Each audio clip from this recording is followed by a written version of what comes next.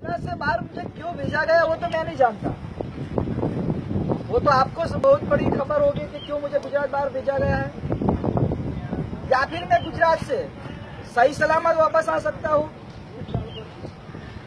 जिस दिन मैं सही सलामत वापस आया तो मुझे पक्का मालूम है कि इस गुजरात के नवनिर्माण के लिए 12 मुद्दों की ब्लूप्रिंट मेरे पास है, और किस प्रकार इस पटेल समुदाय पर अत्याचार किया गया है। आंस बीफ, अगर बेरोजगार युवा एग्जाम देता है तो उसमें 20 लिख दो तो वो पास हो जाता है, वो पूरा गलत बोला गया है चंपावत के द्वारा। उसका भी मैं खुलासा इसलिए करना चाहता हूँ क्योंकि मैंने भी तलाटी के एग्जाम के बाद उससे मिला था एक कोलवाड़ के राजपूत के साथ। मुझे भी 46 लाख रुपए की बात की गई थी, तो जो 20 शब्द लिखा है सिर्फ भूपेंद्र सिंह का बी बोले, लेकिन आंस बी ANS और डैश करके बी बोला गया, तो वो पूरा नाम हमें ढूंढने की जरूरत है कि अगर वो लिखोगे तभी आप पास हो।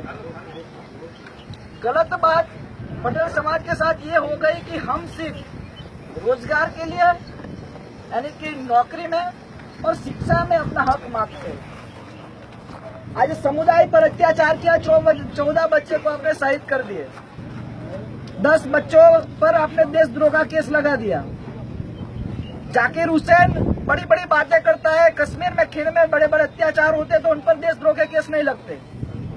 जो लोग अरुणाचल प्रदेश और उत्तराखंड में सरकार उखाड़ने की बात करते हैं उन पर देशद्रोह के केस नहीं लगते। और जो आरक्षण की बात करते हैं, जो अपने समुदाय के लिए लड़ना चाहते हैं, जो लोग इस देश को, इस राज्य को निर्माण की हाँ पर ले जाना चाहते हैं, उन पर देशद्रोह के केस लगाए जाते हैं। लेकिन वो तो वक्त बताएगा, न्यायतंत्र महान है। लेकिन कई बार हमारी जमानत के बाद बोला गया कि अमित शाह गुजरात में आया और हार्दिक को जमानत मिल गई।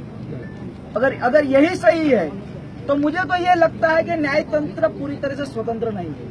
अगर अमित शाह आ जाता और मुझे जामीन मिल जाता है तो न्यायतंत्र पूरी तरह से स्वतंत्र नहीं है। महत्वपूर्ण बात यह है कि न्यायतंत्र इस देश का सबसे बड़ा महान संस्था पर तौर पर है, और वो जो कहेगा वही तय होता है। और कई बार मैंने न्यूज में पढ़ा है कि सुप्रीम कोर्ट कहता है कि जहां जहां लोकशाही की हत्या होगी हम बीच में अपनी बात रखा करेंगे, और न्यायतंत्र ने मुझे जमानत दी है तो मैं तो यही मानता हूं कि मुझे न्यायतंत्र ने जमानत दी है, ना किसी सरकार ने दी।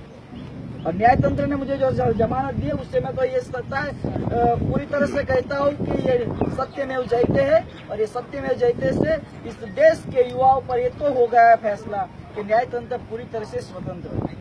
लेकिन बड़ी बात यह है कि अगले दिनों में हमें क्या करना है, उसमें सभी को, पूरे राज्य की हर समाज की जनता को हमें सहयोग देना होगा। जिस प्रकार आज सूरत में दलित समाज है, मुस्लिम समाज, ओबीसी समाज ने हमें सहयोग दिया है। जिस प्रकार वर्ग विग्रह की बात करती थी गवर्नमेंट, वो तो है ही नहीं, वो तो सिर्फ बड़ी बड़ी बातें की जाती है।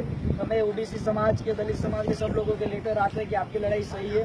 तो इस राज्य को जो गुमराह करने का प्रयास किया है वो बहुत बड़ा है, और मैं तो यही मानता हूँ कि इस राज्य की, चाहे किसी भी गवर्नमेंट हो, उसने इस राज्य को बांध में लेने का प्रयास किया है। मैं तो ये जानता हूँ कि 9 महीने में जिस प्रकार मेरे साथ बातें की गई, जिस प्रकार मेरे साथ बड़ी बड़ी बातें कर दी गई, आप कल बोल दोगे आंदोलन बंद तो कल ही आपकी जमानत हो जाएगी। कोई पता नहीं चलता था कि आंदोलन बंद कर दो तो जमानत हो जाएगी, आंदोलन चालू रखो जमानत नहीं होगी, वो एक विषय अलग है। लेकिन मैं ये आपको आखिरी बार कहता हूँ कि समाज के लिए आंदोलन है, ना किसी राजनीतिक पार्टी के लिए, ना अमित शाह के लिए, ना भाजपा के लिए, ना कांग्रेस के लिए, ना आरएसएस के लिए। पूरा का पूरा आंदोलन हमारे समाज के लिए है, इस राज्य के निर्माण के लिए है, और हमारे समाज के युवाओं को इस जिस प्रकार अन्याय हुआ है उसको न्याय लेने के लिए है। बस वही हमारे लिए बड़ी बात है। और आज इस प्रकार लोगों ने सहयोग दिया है, साथ दिया है, तो उससे हमें अच्छा लगा, और हम जानते हैं कि हम इस राज्य के लिए कुछ करेंगे।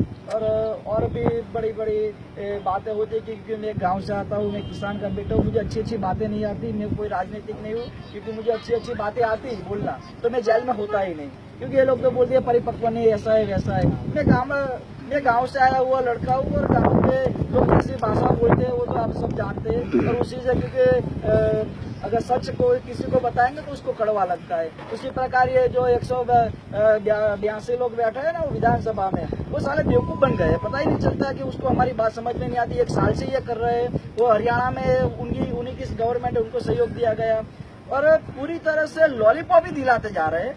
5-5 रुपए के लॉलीपॉप 2 बार दे दी। अब खाए भी कैसे, शुगर हो जाएगा। महत्वपूर्ण बात है कि संविधान को वो लोग नहीं मानते। वो लोग तो अपनी ताकत और अपना जो निर्णय वो सभी पर बिठाना चाहते।